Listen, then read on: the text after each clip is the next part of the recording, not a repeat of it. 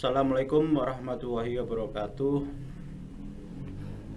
Nama saya Saifur Rahman MKom, dosen manajemen informatika Fakultas Teknik dan Ilmu Komputer Unsik Jawa Tengah di Wonosobo, pengampu mata kuliah Rekayasa Perangkat Lunak semester 3 dengan beban SKS 3 SKS. Di sini saya mau menjelaskan tentang deskripsi berkaitan dengan materi atau mata kuliah Rekayasa Perangkat Lunak. Deskripsi singkat Rekayasa Perangkat Lunak ini berisi tentang pembelajaran untuk mahasiswa terkait metodologi dan tahapan dalam perekayasaan perangkat lunak untuk menghasilkan perangkat lunak yang baik serta berkualitas guna menjadi solusi untuk suatu permasalahan korporasi. Mahasiswa akan dikenalkan dengan beberapa metodologi perekayasaan perangkat lunak yang nantinya dapat dijadikan panduan untuk menghasilkan solusi berupa perangkat lunak untuk suatu permasalahan korporasi.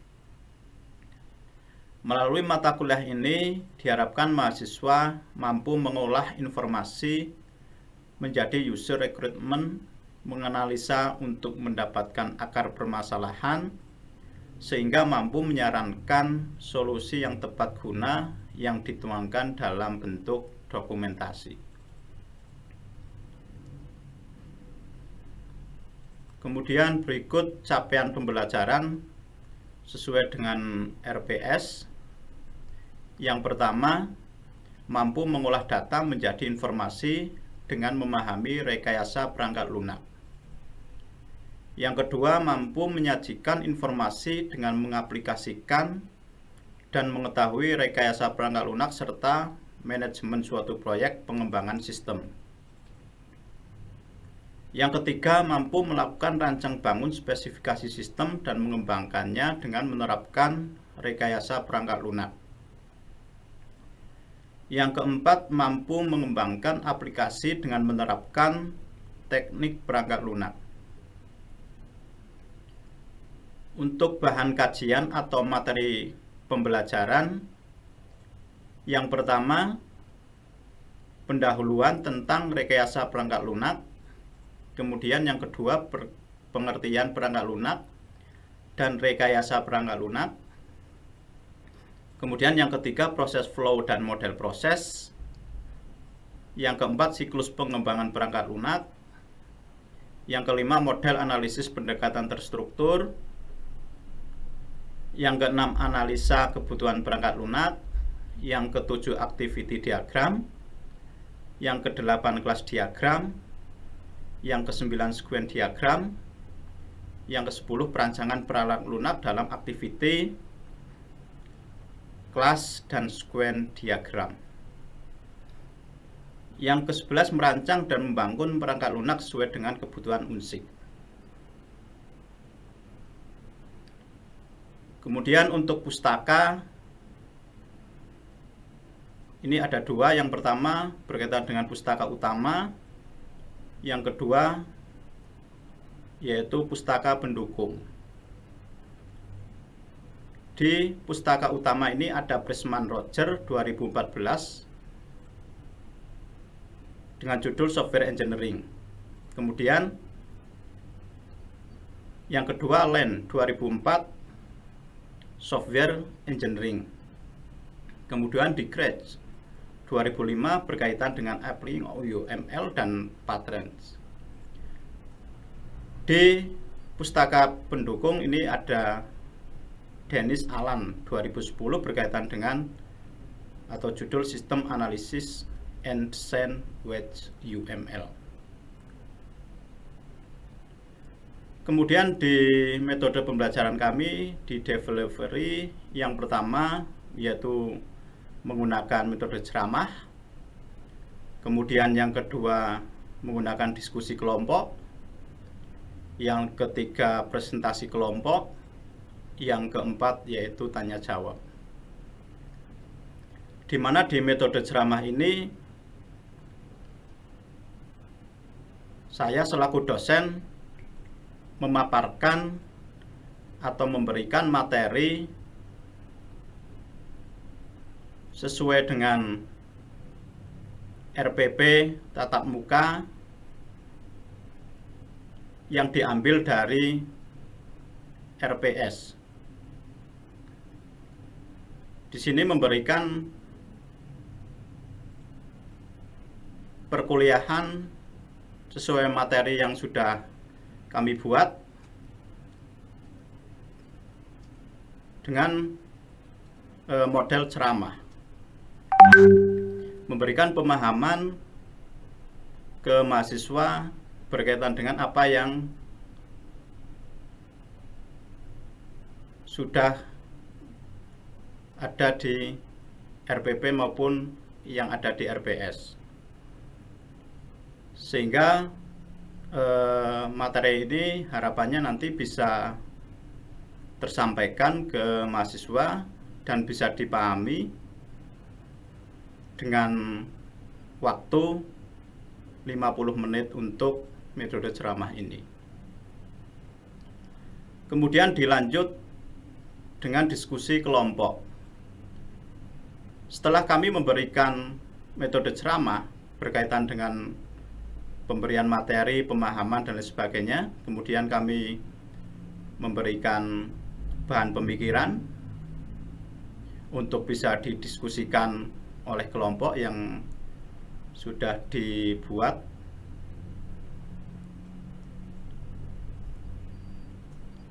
Tiga mahasiswa, satu kelompok. Kemudian didiskusikan berkaitan dengan tadi yang sudah kami berikan berkaitan dengan bahan pemikiran setelah selesai penyampaian dengan ceramah tadi. Setelah didiskusikan kelompok, kemudian kami juga memberikan tugas kelompok. Tugas kelompok ini kami berikan kepada masing-masing kelompok dengan studi kasus yang berbeda-beda. Setelah kami beri studi kasus yang berbeda, kemudian mahasiswa atau kelompok itu mencari kebutuhan-kebutuhan yang dibutuhkan untuk menyelesaikan studi kasusnya. Setelah selesai, kemudian dilakukan presentasi kelompok, di mana masing-masing kelompok nanti akan memberikan presentasinya atau pertanggungjawabannya sesuai dengan materi atau tugas masing-masing di kelompoknya. Jadi setiap mahasiswa itu wajib mempresentasikan tugas atau hasil pekerjaannya di kelompoknya masing-masing. Jadi tidak hanya ketua kelompok, tapi semua juga nanti akan menyampaikan berkaitan dengan tugasnya atau yang sudah dikerjakan di kelompok masing-masing. Nah, di model kami berkaitan dengan presentasi ini, ketika kelompok 1 presentasi, nanti kelompok 2 kita wajibkan untuk bisa memberikan pertanyaan atau review kepada kelompok 1. Kemudian kelompok yang lain juga nanti diharapkan bisa memberikan masukan, kemudian tanggapan berkaitan dengan apa yang tadi sudah disampaikan oleh kelompok 2. Kemudian ketika kelompok 2 presentasi, nanti kita wajibkan untuk kelompok 1 memberikan pertanyaan maupun reviewnya ke kelompok 2. Sehingga nanti akan terjadi umpan balik antara kelompok 1 dan kelompok 2 dan seterusnya. Kelompok 3 nanti kelompok 4 juga nanti akan bertanya dan nanti sebaliknya. Kemudian di dalam presentasi kelompok ini juga nanti kita harapkan ada tanya jawab antara kelompok 1 dengan kelompok yang lain, sehingga diharapkan dengan metode ini nanti perkuliahan terasa hidup. Kemudian yang selanjutnya berkaitan dengan interaction. Yang pertama antara mahasiswa dengan dosen, antara mahasiswa dengan mahasiswa, antara mahasiswa dengan pengguna atau studi kasus. Di mana di antara mahasiswa dengan dosen ini ada umpan balik ketika dosen sudah menjelaskan atau memberikan materi-materi yang sudah kita sampaikan ke mahasiswa. Dan umpan baliknya berkaitan dengan pernyataan tadi, mahasiswa untuk bisa memberikan masukan, pertanyaan berkaitan dengan apa yang tadi sudah disampaikan oleh dosennya. Sehingga harapan kami mahasiswa juga bisa aktif untuk bisa mengevaluasi berkaitan dengan apa yang tadi sudah disampaikan oleh dosen. Kemudian antara mahasiswa dengan mahasiswa. Ini diharapkan mahasiswa bisa berkolaborasi, komunikasi, memberikan pemahamannya antara mahasiswa satu dengan mahasiswa yang lain ketika dalam proses pembelajaran itu ada salah satu mahasiswa yang kurang bisa memahami, sehingga kami harapkan mahasiswa-mahasiswa yang lain bisa membantu atau memberikan pemahaman kepada mahasiswa yang belum paham. Kemudian yang selanjutnya antara mahasiswa dengan pengguna atau studi kasus.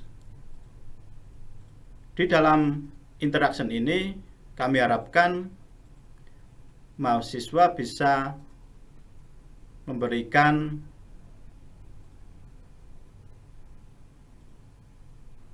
bantuan berupa kebutuhan-kebutuhan yang memang diharapkan atau kebutuhan-kebutuhan yang bisa dibantu oleh mahasiswa, di mana kami memberikan sebuah studi kasus berkaitan dengan tugas yang kami berikan ke mahasiswa.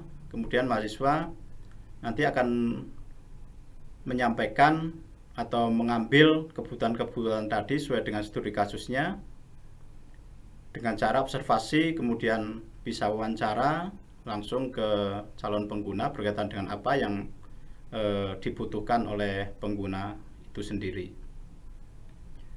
Nah, harapan-harapan kami sesuai dengan capaian pembelajaran itu bisa menjadikan sebuah informasi dengan bantuan rekayasa perangkat lunak. Harapan kami bahwa mahasiswa itu bisa memberikan kontribusi ke pengguna secara langsung. Kemudian berkaitan dengan asesmen atau presentasi penilaian. Jadi pembagian penilaian di sini kami bagi ada 4 kriteria. Yang pertama ada berkaitan dengan kehadiran dan kedisiplinan. Jadi benar-benar kami maksimalkan di kehadiran dan kedisiplinan ini berkaitan dengan masuk mahasiswa, jam masuk kemudian selesai, kemudian berkaitan dan kedisiplinan berkaitan dengan pakaian, kemudian rambut biasanya juga kami nilai, kemudian berkaitan dengan pengumpulan tugas maupun kedisiplinan dalam proses penyelesaian. Kemudian dalam proses pembelajaran juga kami nilai mana yang disiplin maupun mana yang tidak. Kemudian yang kedua yaitu tugas 40%. Tugas 40% ini memang ini cukup tinggi karena di dalam tugas ini ada 2 tugas yang harus diselesaikan oleh mahasiswa individu dan mahasiswa kelompok. Jadi ada dua penilaian. Sehingga harapan kami dari 2 tugas ini bisa dimaksimalkan oleh mahasiswa untuk bisa menyelesaikan tugas-tugas yang sudah dikasih oleh dosen pengampu. Kemudian yang ketiga yaitu UTS. UTS ini biasanya kami berikan setelah pertemuan ke-7. Dan untuk soalnya biasanya berupa uraian dari pertemuan pertama sampai dengan pertemuan ke-7, dan biasanya sudah kami siapkan berkaitan dengan kisi-kisinya juga. Untuk waktunya kami tentukan biasanya 90 menit untuk mengerjakan UTS. Yang selanjutnya yaitu ujian akhir semester. Ujian akhir semester di materi RPL biasanya kami berikan dengan soal yaitu menganalisis dan mengevaluasi hasil kerja yang sudah dibuat dari tugas, ya, biasanya tugas kelompok maupun tugas individu.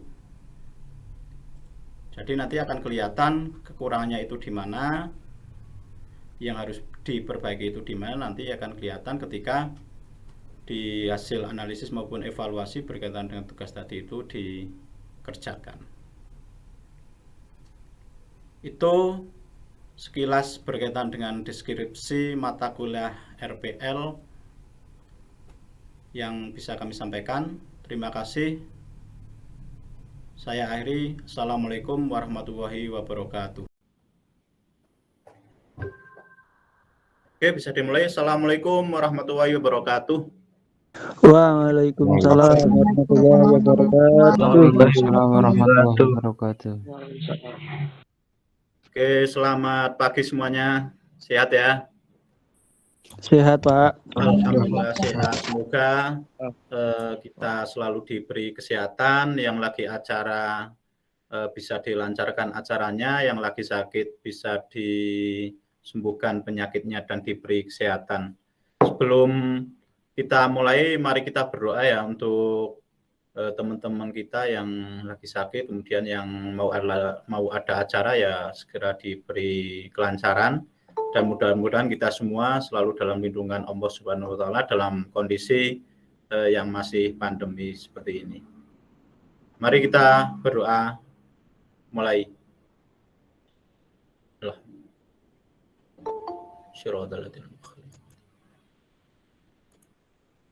Oke, mudah-mudahan doa kita dikabulkan oleh Allah ya.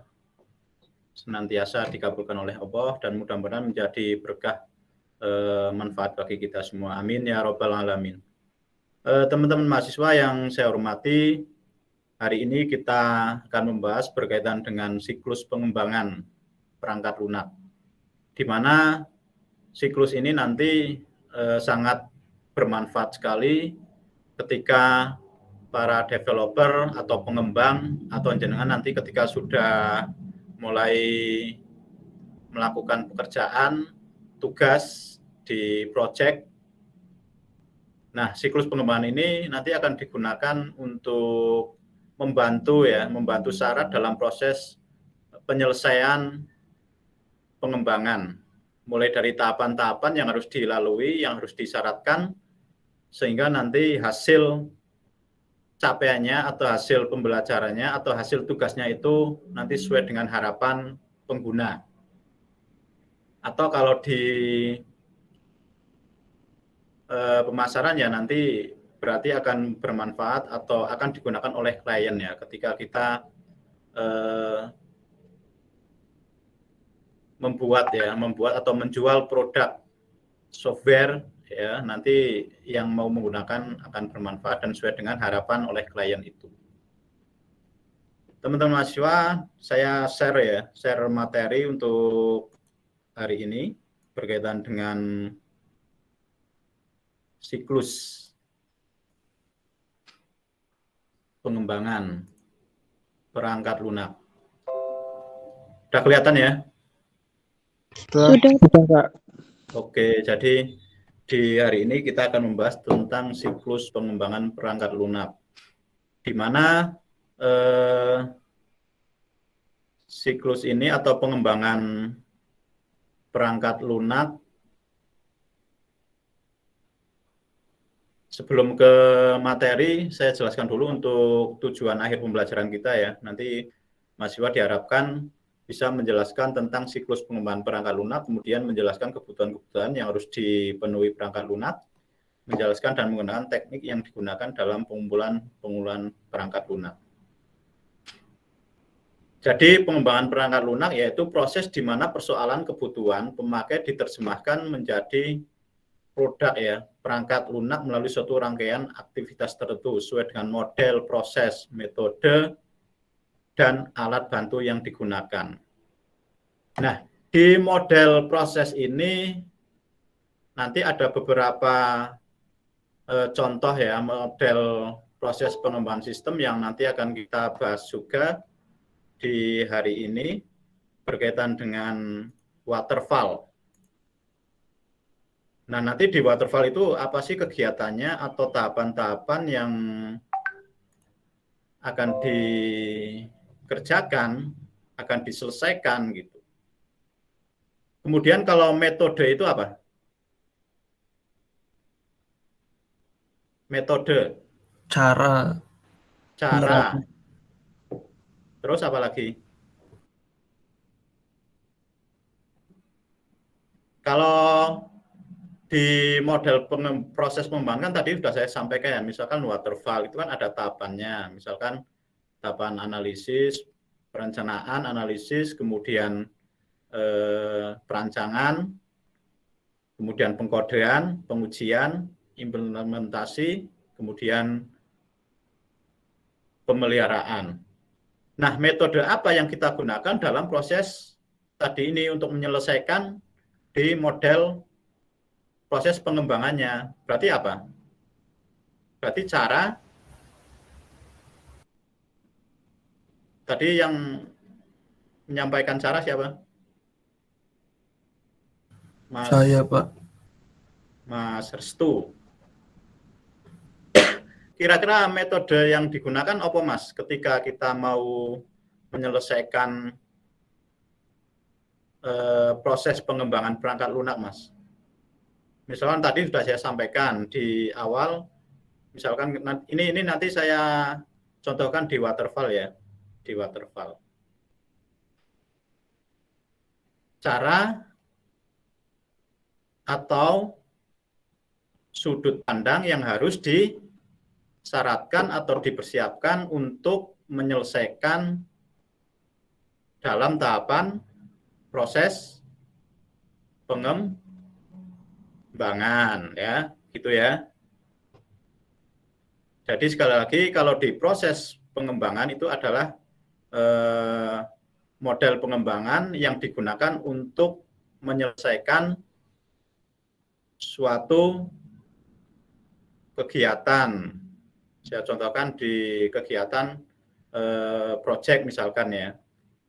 Nah, di model itu di dalamnya kita harus mempersiapkan berkaitan dengan metode gitu. Metode yaitu cara atau sudut pandang yang harus dikerjakan, yang harus disyaratkan, yang harus diselesaikan dalam proses pengembangan model tadi.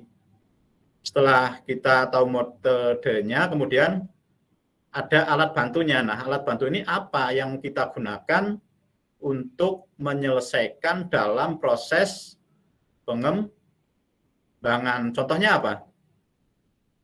Alat bantunya apa? Mas Firanidia atau Mas Restu? Apa Mas Restu? Untuk alat bantu pengembangan perangkat lunak mungkin itu ya, Pak. Apa? Ya, apa ya? Sama-sama perangkat lunak juga dan beberapa perangkat keras tambahan. Ya. Seperti keyboard gitu. Dan juga apa namanya? Text editor. Ya. IDE atau yang lainnya begitu, Pak. Oke, kalau secara umumnya kira-kira apa? Kalau Mas Restu ingin membuat sebuah sistem, misalkan ya, sistem informasi akademik atau sistem web.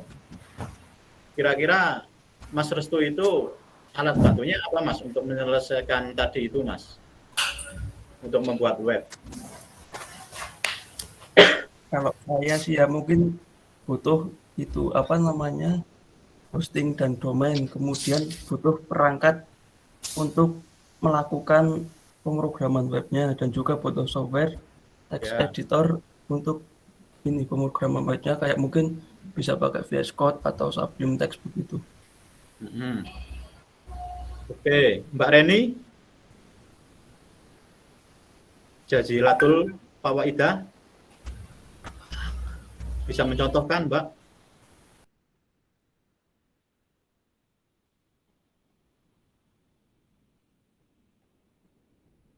Oke, lumayan ya yang hadir hari ini 40 mahasiswa ya.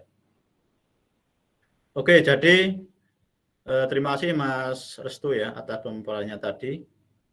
Yang jelas untuk alat bantunya ini yaitu alat yang kita gunakan untuk membantu dalam proses penyelesaian model pengembangan atau di pengembangan perangkat lunak.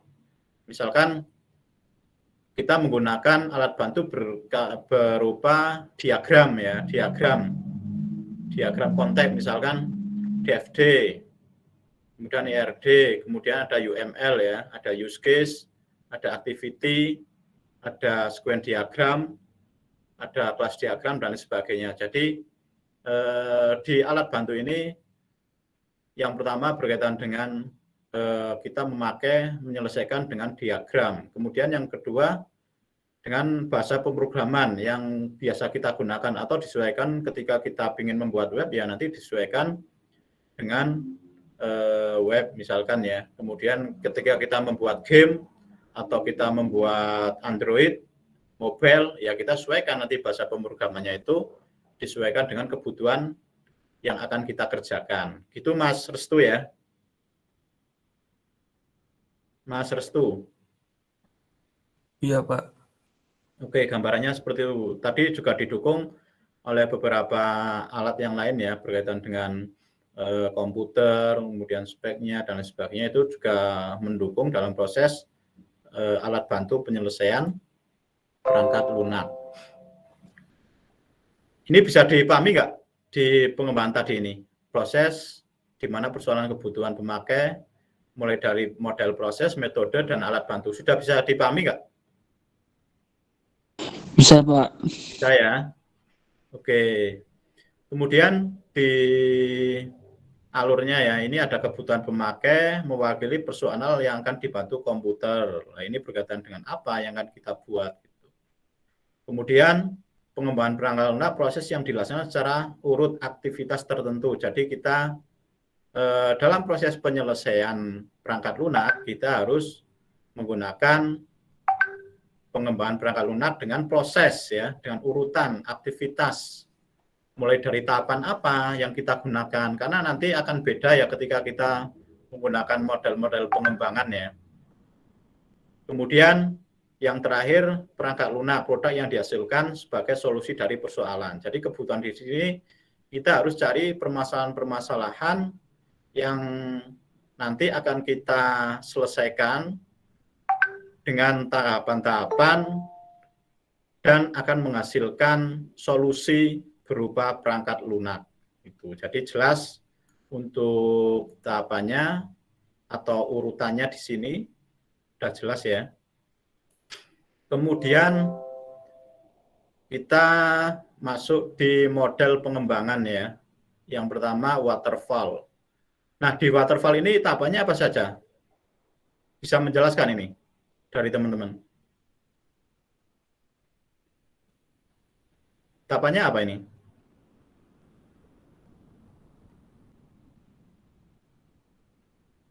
Berarti kalau rekrutmen itu yang harus kita persiapkan, yang harus kita cari di sini apa? Berkaitan dengan apa? Alat-alat, Pak. Alat-alat. Terus apa lagi? Alat-alat, terus alat, Pak. Orang yang mengerjakannya. Kan ada bagiannya masing-masing itu toh. Apa? Apa Mas Zul, Faton? Kayak orang yang ngerjain per bagiannya masing-masing gitu mungkin, Pak. Orang yang mengerjakan Pembagian tugas. Oh, pembagian tugas. tugas. Mencari informasi dari klien. Mencari informasi dari klien, ya. Masuk. Terus data. Data ini banyak sekali ya. Data berkaitan dengan kebutuhan klien ya. Ibaratnya kalau kita membuatkan, kita sebagai developer, berarti kita datanya dari klien gitu ya.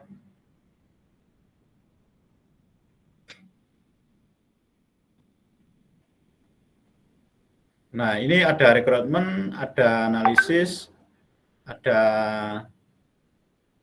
implementasi, integrasi. Sebenarnya untuk urutannya ini yaitu yang pertama ya, perencanaan ya, perencanaan, kemudian analisis, perancangan, pengkodean, pengujian, kemudian ada implementasi, dan ada pemeliharaan. Jadi kalau kita gambarkan di sini, di kebutuhan-kebutuhan ya, di planning ini yang harus kita siapkan berarti berkaitan dengan kebutuhan-kebutuhan yang nanti akan diperoleh dari pengguna atau klien apa di sini ya, berkaitan dengan yang pertama. Sebelum kita membuat sebuah sistem, kita harus tahu dulu ya, apa yang akan kita buat gitu ya. Apa yang akan kita buat, kemudian berkaitan dengan apa saja yang akan dimasukkan ke produk itu ya, ke program yang akan kita buat.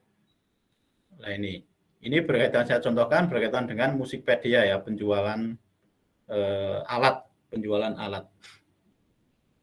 Nah di sini di kebutuhan-kebutuhan banyak sekali ya, sudah jenengan bisa baca di sini berkaitan dengan fitur, kemudian harga gitu ya, karena ini nanti juga akan dimasukkan di penjualan, harga penjualan ya, harga penjualan. Di sini nanti hasilnya misalkan kita menjual berkaitan dengan Musikpedia. Nah sini ada beberapa kebutuhan berkaitan dengan harga, kemudian jenis ya, jenis barang, tahun. Nah ini. Kemudian setelah kita mendapatkan kebutuhan ini dari pengguna atau klien itu, kemudian kita mencoba untuk menganalisis ya, menganalisis kebutuhan-kebutuhan tadi dengan menggunakan apa di sini. Nah, yang kita gunakan di sini misalkan jenengan nanti bisa memakai DFD ya, diagram konteks. DFD bisa menggunakan UML. Nah, di sini kita menggunakan UML dengan use case, kemudian ada activity, kemudian ada sequence diagram. Alat bantunya ini ya. Jadi sekali lagi tadi kebutuhan-kebutuhan, kemudian dalam proses analisis kita memasukkan atau menggunakan alat bantu berupa UML, diagram, kemudian masuk ke dalam perancangan atau desain dengan menggunakan kelas diagram misalkan ya, kelas diagram. Di sini ada beberapa atribut juga, kemudian kita mendesain dengan, silakan alat bantunya apa, mau pakai Photoshop dan lain sebagainya, silahkan sesuai dengan dianggap mudah itu ya, atau dengan Corel dan lain sebagainya. Kemudian setelah perancangan jadi nanti langsung ke hasil ya, tapi sebelum hasil itu nanti ada pengujian, tahapan pengujian. Nah, tahapan pengujian ketika hasilnya belum sesuai ya nanti akan kita perbaiki lagi dari analisisnya, kemudian perancangannya ya, perancangan maupun pembuatannya, kemudian hasilnya itu nanti akan kita perbaiki ketika hasil ini belum sesuai harapan dari pengguna atau dari klien gitu. Oke, mungkin sampai di sini ada yang mau ditanyakan dulu? Silakan. Ada nggak?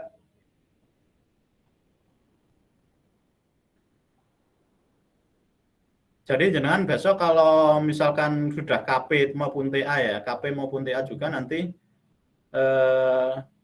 ketika jenengan menggunakan model pengembangan waterfall ya nanti langkah-langkahnya seperti ini. Jenengan harus menyelesaikan tahapan perencanaan dulu ya, tahapan rekrutmen kebutuhannya dulu.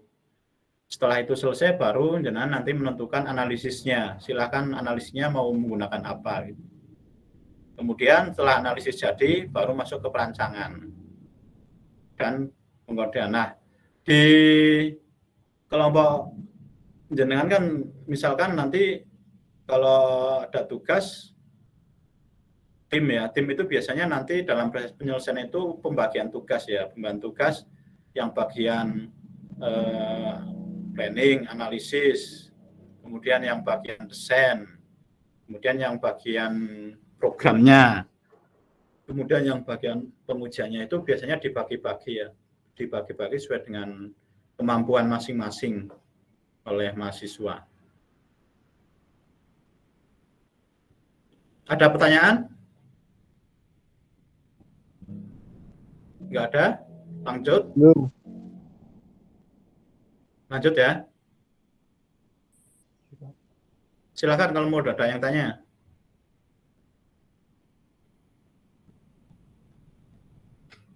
Kalau enggak kita lanjut di kelebihan ya. Jadi di model pengembangan waterfall ini ada beberapa kelebihan. Yang pertama penjadwalan scheduling proyek pengembangan perangkat lunak yang jelas. Kemudian proses pengembangan sangat terstruktur dan sistematik. Laporan perkembangan pengembangan perangkat lunak terperinci dan jelas, lebih mudah dalam pengembangan selanjutnya. Karena di proses pengembangan sistem menggunakan model waterfall ini itu sudah jelas jadwalnya. Jadi jenengan nanti ketika mau menyelesaikan proyeknya gitu ya, proyeknya itu jelas mulai dari misalkan dari perencanaan gitu ya, perencanaan, analisis itu nanti berapa minggu dijadwalkan. 2 minggu selesai misalkan ya. Kemudian dalam proses perancangan 2 minggu selesai misalkan. Kemudian pembuatan program 1 bulan misalkan selesai, berarti sudah 2 bulan. Kemudian pengujian 1 hari dan perbaikan pemeliharaan misalkan ya 1 minggu misalkan. Nah ini berarti waktu jenengan sudah jelas itu, dikasih waktu 2,5 bulan misalkan ya. Dengan rincian tadi, analisis berapa minggu, 2 minggu, perancangan 2 minggu, kemudian pembuatan 1 bulan, pengujian 1 hari atau 1 minggu misalkan, kemudian perbaikan pemeliharaan itu 1 minggu misalkan. Itu sudah jelas, penjadwalan, scheduling proyek pengembangan perangkat lunak yang jelas. Kemudian proses pengembangan sangat terstruktur dan sistematik.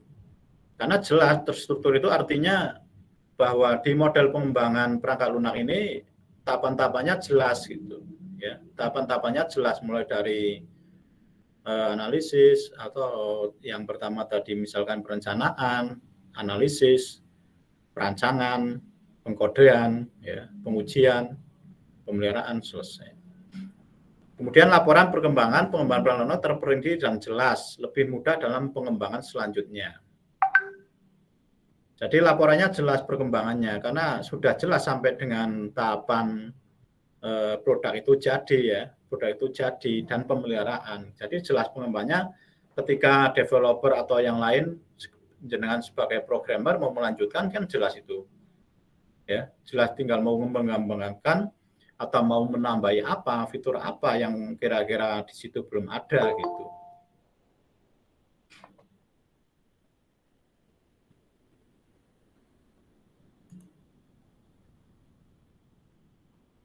Kemudian kelebihan. Setelah kelebihan, kelemahan. Nah, di kelemahan ini yang pertama penggunanya mendapatkan rincian deskripsi yang panjang, rinci, dan agak membosankan untuk dibaca.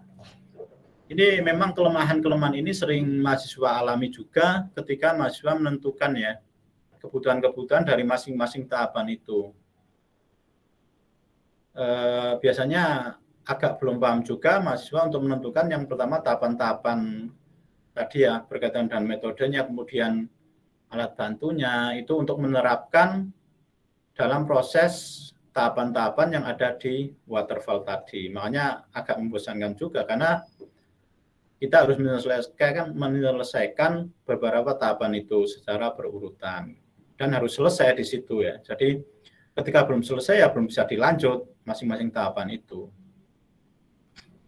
Kemudian pengguna baru melihat produk setelah selesai di program. Ini memang kalau di waterfall kan tahapannya sampai jadi ya, sampai program jadi, sampai pemeliharaan. Artinya bahwa pengguna baru itu ketika dia mau melihat hasil ya nanti setelah program jadi gitu.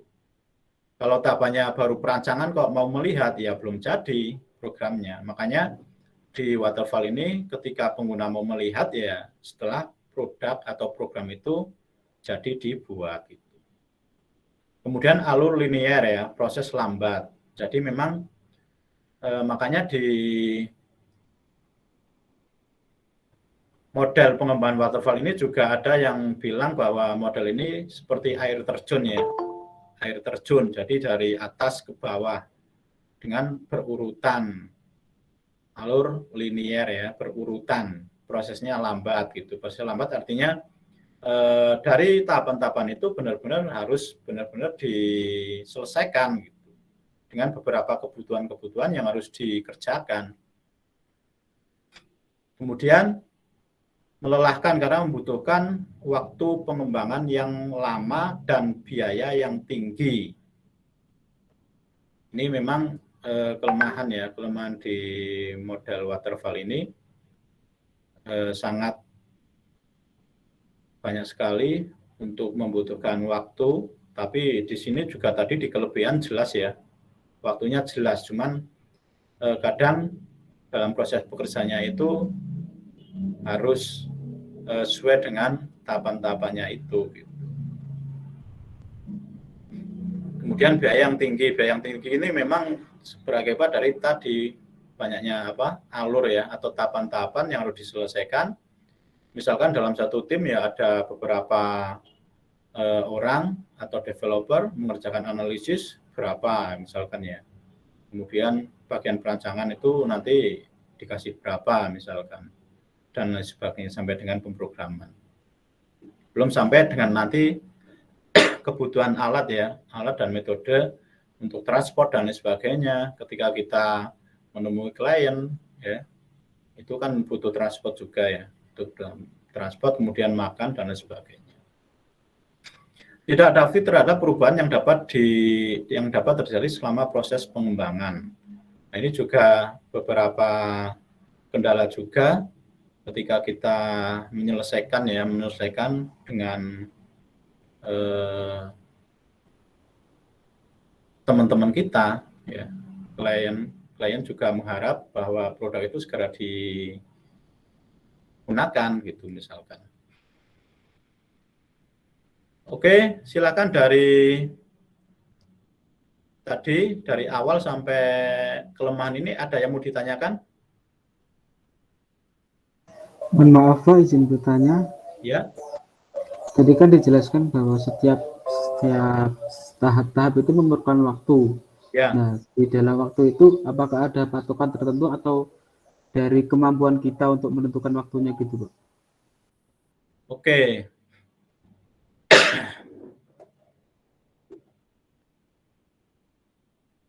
Siapa ini yang tanya tadi? Aprinda, Pak. Aprinda Wahyu Adiansah. Oke, Mas. Bagus sekali pertanyaannya. Jadi, dalam proses penentuan waktu ya, Mas ya, kita nanti bisa memperkirakan Mas Aprinda, memperkirakan untuk penyelesaian waktu, misalkan menganalisis itu kira-kira berapa minggu yang harus kita butuhkan atau kita siapkan gitu. Artinya makanya besok kalau di MPPL ya, manajemen proyek perangkat lunak, kalau ketemu saya lagi di semester 6, nanti akan saya kasih cara ya untuk bisa menyelesaikan waktu terkritis, waktu tercepat untuk bisa menyelesaikan kegiatan dalam proses pengembangan perangkat lunak. Dan untuk ketentuannya itu memang itu yang menentukan kita, Mas, selaku developer, Mas Aprinda. Jadi aturannya itu nggak ada, ya. Aturannya nggak ada, cuman kita menentukan dulu waktu yang akan kita siapkan dari masing-masing proses pengembangan tadi. Dan kalau kita sudah membuat, ya, atau tadi sudah mempersiapkan waktunya, itu baru kita nanti akan menjelaskan ke klien kita, ya, ke klien bahwa nanti proses pekerjaan itu akan selesai dalam waktu 2,5 bulan misalkan. Itu. Oh, iya Pak. Iya Pak. Ya, jadi kalau semisal kita menentukan waktu gitu, apakah ada persetujuan dari klien apa gimana gitu Pak? Apa hanya dari developernya sendiri? Klien itu kan biasanya kan taunya dia kan sudah jadi, ya, tinggal dia itu menggunakan. Tapi kalau developer dia kan yang menentukan waktunya ketika dalam proses tadi itu saya sampaikan analisis itu kita harus membutuhkan waktu 2 minggu misalkan, kemudian perancangan juga 2 minggu maupun pembuatan 1 bulan gitu. Itu yang menentukan itu langsung developernya gitu. Kalau kliennya itu kan dia harapannya bisa memakai program setelah program itu dibuat atau program itu jadi gitu loh Mas Aprinda. Oh gitu Pak. Oh, saya kira itu ada kontrak waktu harus berapa lama waktunya harus jadi gitu Pak. Kalau itu kan hanya perjanjian aja gitu, perjanjian di MOU misalkan, ya. Kita perjanjian dengan klien bahwa untuk menyelesaikan program ini nanti selama 3 bulan gitu. Tapi klien itu tidak akan memikirkan berkaitan dengan tahapan-tahapan yang dilakukan oleh developer itu gitu loh Mas. Oh, iya Pak. Klien itu pokoknya produk itu jadi dan nanti akan saya gunakan gitu. Tapi untuk prosesnya di proses pengembangannya itu ya silahkan dari pihak developer yang menentukan gitu. Yang penting perjanjiannya jelas 3 bulan selesai gitu. Misalkan, ya, perjanjian antara developer dengan klien itu bahwa nanti pembuatan program itu 3 bulan selesai. Ketika sekarang tanggal 21 misalkan, ya nanti sekarang Oktober, November, Desember, Januari nanti 21 Januari nanti penyerahan program itu misalkan. Seperti itu Mas Aprinda. Oh iya Pak. Terima kasih Pak. Ya, bisa dipahami ya.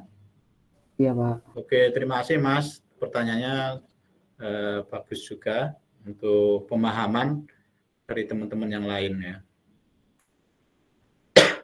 Oke, ini dari Mas Adam, ya. Kemudian Mas Adam, Pak izin tanya apa perbedaan perancangan dan pengembangan sistem.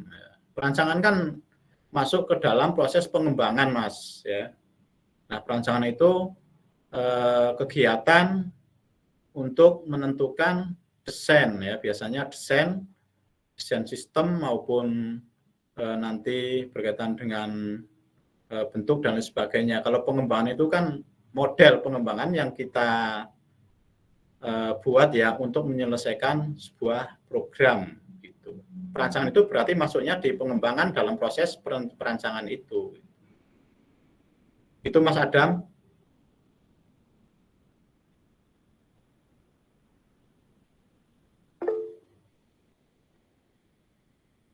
Oke, yang lain, monggo.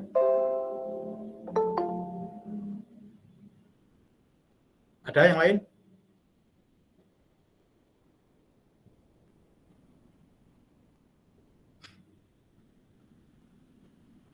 Saya Pak, boleh bertanya? Ya, monggo. Tadi kan kelemahannya waterfall itu kan biaya yang mahal.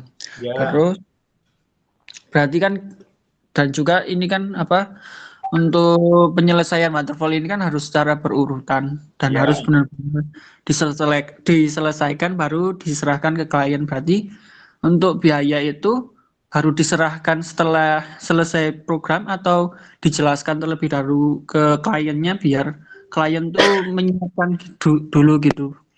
Mungkin itu, Pak. Oke, terima kasih Mas Muhammad Nukma ya. Jadi sekali lagi berkaitan dengan perjanjian ya, perjanjian alangkah baiknya nanti tetap ada misalkan 3 juta itu Mas ya, 3 juta ya. Kalau bisa ya nanti tetap ada uang mukanya Mas ya, uang mukanya berapa persen yang harus dikasih dulu ke developernya, karena kita kan juga butuh anggaran juga ya, butuh anggaran untuk tim juga dalam proses penyelesaian gitu. Artinya untuk proses pembayaran ya kalau bisa dibuat berapa kali, 2 atau 3 kali Mas Nukma. Tapi itu juga masuk di perjanjian dari awal jelas gitu. Misalkan pembayaran awal 25% ya misalkan.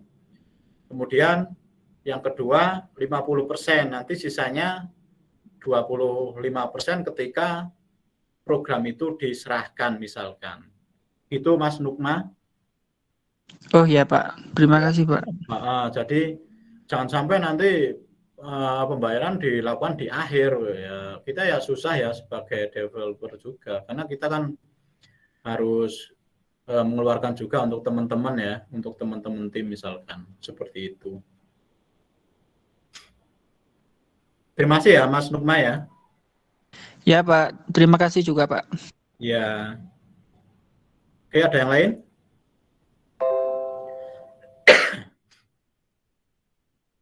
Oke, kalau nggak ada, setelah kelemahan ada kebutuhan ya. Jadi kebutuhan perangkat lunak, kondisi, kemampuan yang harus dimiliki oleh perangkat lunak untuk memenuhi apa yang disyaratkan atau diperlukan pengguna. Ini memang tadi masuk di awal-awal tadi ya, sebelum masuk ke perancangan sebelum. Ini harus ada kemampuan ya, atau pemenuhan kebutuhan yang disyaratkan atau diperlukan oleh pengguna. Misalkan kalau sistem informasi akademik ya berarti berkaitan dengan apa sih yang dibutuhkan oleh mahasiswa misalkan ya, KRS, nilai misalkan ya.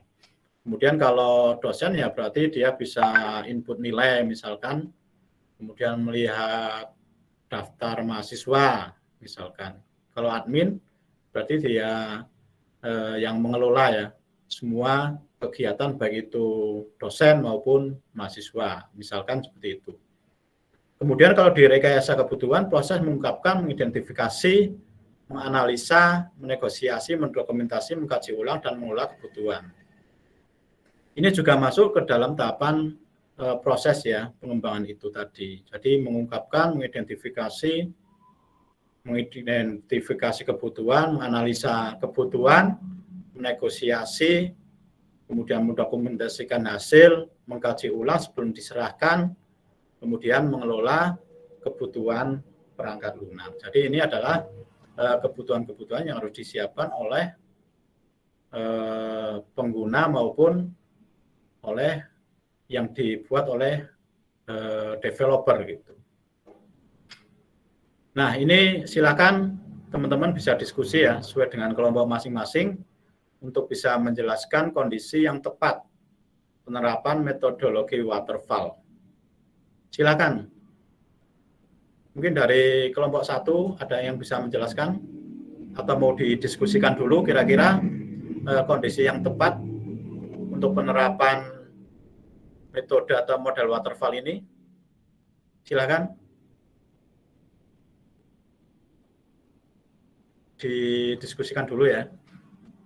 Nanti mungkin ada 1 kelompok atau 2 kelompok yang bisa memberikan tanggapannya atau bisa memberikan contohnya. Pak, mohon maaf untuk kelompoknya gimana Pak? Ya sesuai dengan kemarin yang sudah saya ini ya, sudah saya bagi kemarin. Belum dibagi, Pak. Oh ya, nanti tiga ya. Nanti silahkan bisa memilih sendiri aja ya. Bisa memilih sendiri kira-kira siapa gitu. Yang biasa aja, biasa sama bareng-bareng gitu.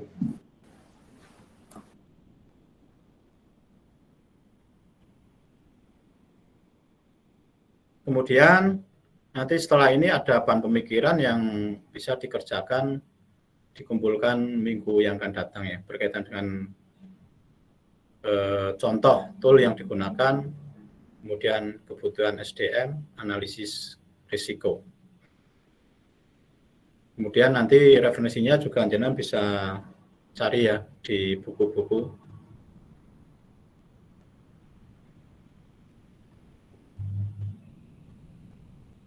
Oke, ada yang mau menyampaikan? Silakan, bisa mencontohkan.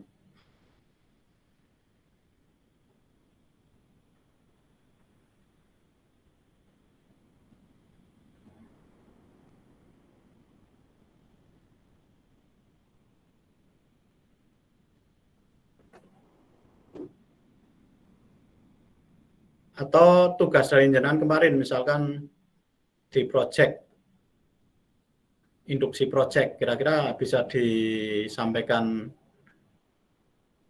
atau diterapkan dengan model waterfall atau enggak?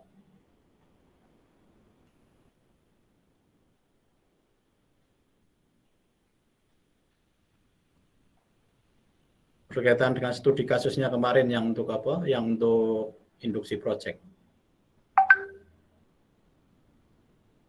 Ada yang selesai kemarin induksi project? Ada enggak? Ada, Pak. Enggak ada?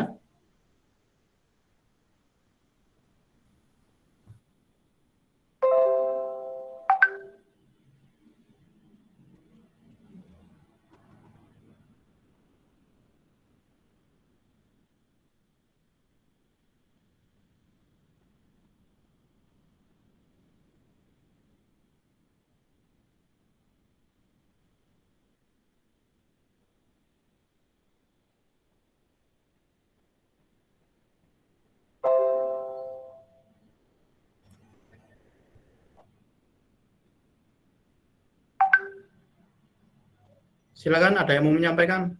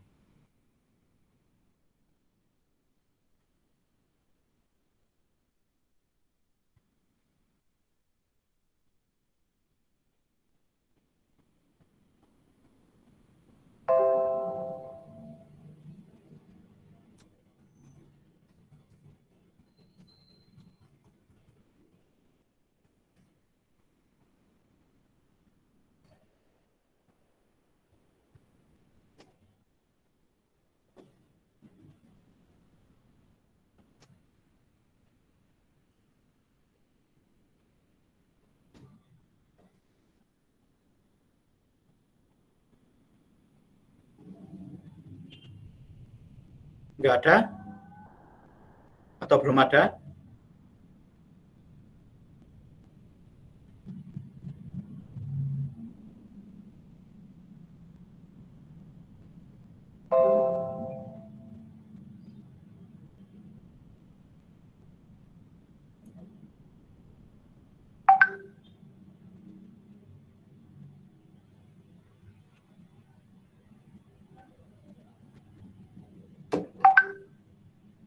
Jadi teman-teman mahasiswa bisa mencontohkan ya, misalkan di sistem akademik misalkan, itu juga kan bisa diterapkan juga dengan metode waterfall.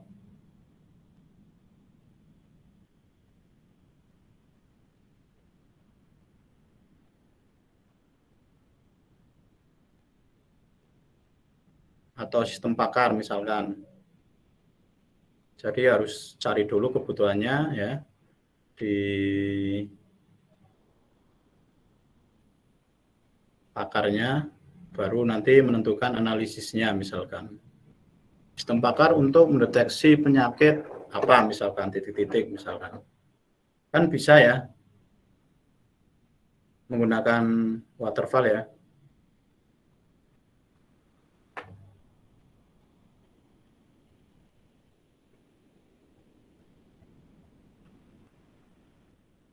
Ada yang bisa menyampaikan? Monggo. Mencontohkan, salah nggak apa, nanti kita selesaikan bareng-bareng ya.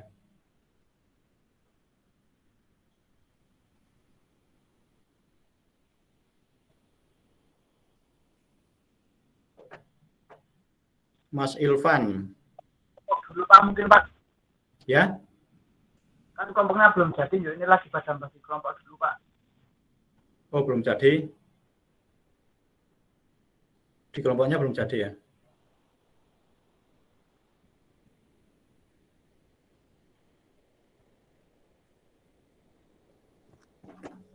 Cek Pak, izin tanya. Ya? Silakan Mas. Kalau misalkan Kurang keras Mas. kurang keras Pak, Ya. mic-nya bermasalah. Oh ya, silakan Mas. Kalau misalkan kita ingin menggunakan metode waterfall ini, misalkan saya ingin membuat sistem web Pak. Nah, untuk langkah pertama dari requirement analysis berarti kita apa dulu Pak? Ya, kebutuhan apa yang diperlukan di kliennya itu, atau kalau web itu kan lebih biasanya ke instansi-instansi ya, Iya. lembaga-lembaga ya. Berarti jenengan nanti bisa mencari dulu atau tanya-tanya dulu berkaitan dengan kebutuhan yang akan dimasukkan ke webnya itu, kira-kira apa saja, berkaitan dengan apa, misalkan berkaitan dengan kurikulum misalkan ya, atau berkaitan dengan profil, atau berkaitan dengan prestasi dan lain sebagainya gitu. Iya. Itu di tahapan rekrutmen misalkan ya. Kan jelas yang dibutuhkan apa sih Pak? Kalau di sini ketika saya membuatkan web misalkan kan pasti tanya itu. Karena kan web itu kan biasanya untuk promosi Mas ya. Iya. Promosi lembaga terkait. Nah, mau tinggal nanti proses analisisnya silakan mau diselesaikan dengan apa tadi yang sudah saya sampaikan itu. Diagram, konteks, DFD atau pakai UML dan lain sebagainya ya monggo. Tinggal dipilih salah satu aja gitu. Ya. Nanti sebelumnya kalau di perkuliahan ini apakah ada praktek-praktek membuat sebuah sistem gitu Pak? Kalau di RPL ini kita hanya fokus di pengembangannya Mas, nggak sampai prakteknya. Kalau di prakteknya kan jenengan di mata kuliah apa ya? Algoritma. Algoritma kan juga praktek programnya kan nggak ada itu. Paling ya, di ini ya, di pemrograman web ya. Oh, kalau web? Iya, pemrograman web sama ya biasanya itu.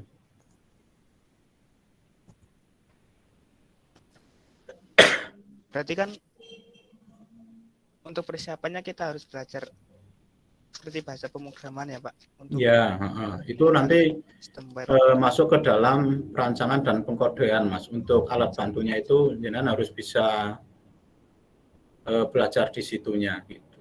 Diterapkan ya, yang cocoknya itu pakai yang mana.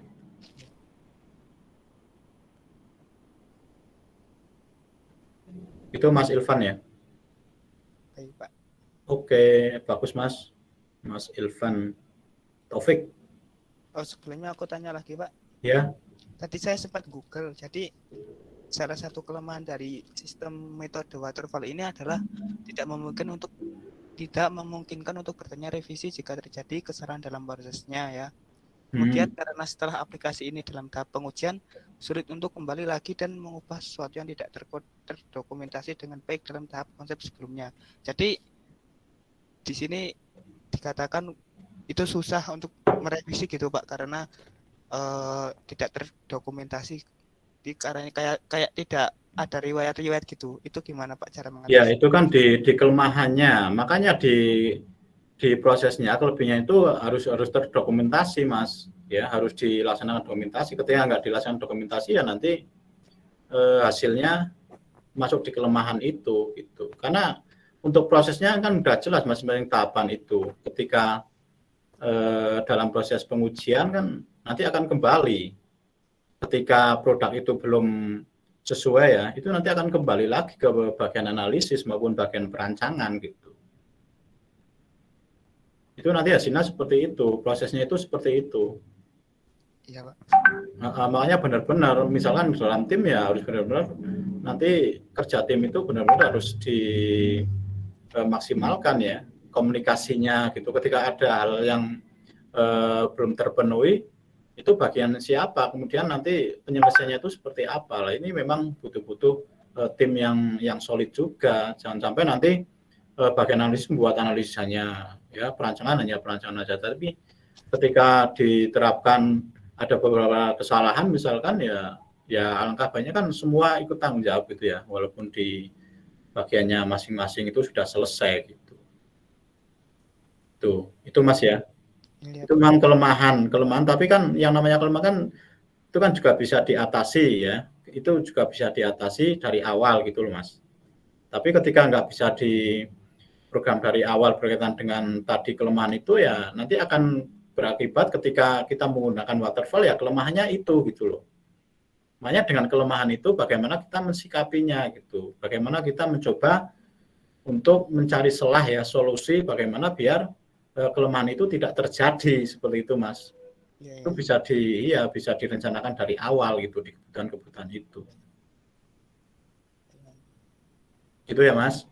Baik, Pak. Terima misalkan kasih. Mas Ilvan Taufik ini ada kelebihan Mas Ilvan Taufik, misalkan disiplin dan lain sebagainya, tapi Mas Ilvan juga punya kelemahan gitu. Kelemahannya ketika menyelesaikan apa gitu nggak pernah selesai misalkan ya, itu kan sebenarnya bisa diperbaiki dari awal gitu loh, Mas, dengan kelemahan Mas Ilvan tadi itu misalkan seperti itu bisa dirubah dan sebagainya misalkan ya, Mas. Tapi Mas Ilvan ya orangnya kan ya disiplin ya, aktif disiplin kan seperti itu. Tapi yang namanya orang kan juga punya kelebihan punya kelemahan, dan kelemahan itu kan bisa kita perbaiki selagi kita mau usaha kan gitu. Iya, Pak. Iya, gitu ya. Gitu ya, Mas. Terima kasih ya. Iya, Pak. Sama-sama. Terima kasih. Oke. Ada yang lain? Tadi contohnya di web ya, Mas ya, memakai waterfall ya. Oke, terima kasih. Kalau nggak ada yang lain, sementara untuk perkuliahan hari ini saya